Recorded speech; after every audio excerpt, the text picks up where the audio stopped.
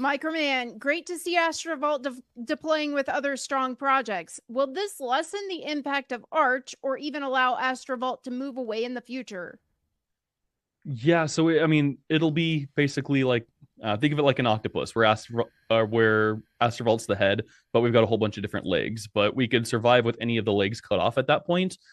Yes, we will be less paired to Arch, for better or worse. If Arch goes to zero, it helps us. If Arch goes to the moon, we'll be less exposed to the upside. But at the same time, we like the idea of controlling our own destiny. It's definitive growth. Like our whole thing about expanding cross chain, it does not raise our expense. It does raise our revenue, period, end of story. That's always a great thing in my opinion from a business perspective. But it's also nice that like right now, if we're only on Archway, if Archway did shut down, boom, there goes our livelihood, and we didn't raise $30 million. So we need to be like grow and be protected and be more available to more users. Like it seems like the right way to go for us. Additionally, Levana, as they're going multi-chain too, as they should, I'd like to see them do things like accept deposits from any of the chains that they're on and get to the kind of the seamless multi-chain user experience that we're going to be bringing from Astrovault. It is going to be new, not what you guys are used to.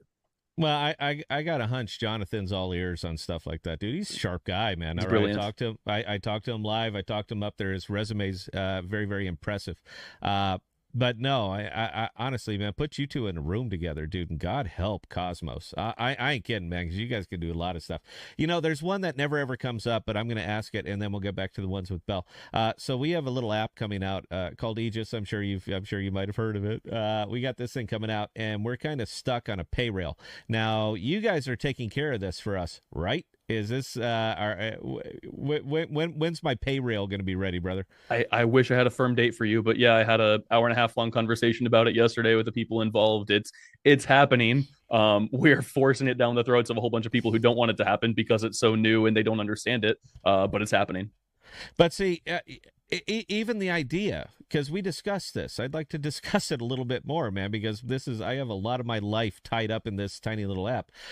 Even the approach that you guys are taking towards this pay rail is novel, because one of the big things that we're doing everything we can to abstract away the Web3, and you're not even going to know you're using Web3, but there is still going to be that tiny little percentage that as soon as you sign up with a credit card, we know who you are, what you are, what your wallet is. We know all of that stuff. And from what we were discussing, you guys are literally going to work around the edges on that so that we as Aegis don't actually know who is attached to that. Can you elaborate on that a little bit, Duke? Because honestly, this is a bigger deal than I think you're making it. It's a bigger deal than all of this stuff, man, because this is something that will be modeled and mirrored and shown up everywhere. That's the thing that's going to keep people from using a credit card on any kind of privacy app, is the fact that now you had to KYC to do it. You're telling me that you don't. Yeah, So and which I is haven't it? even talked to you about how this eventually evolves and bypasses Visa and MasterCard, which unlocks untold amounts of market potential.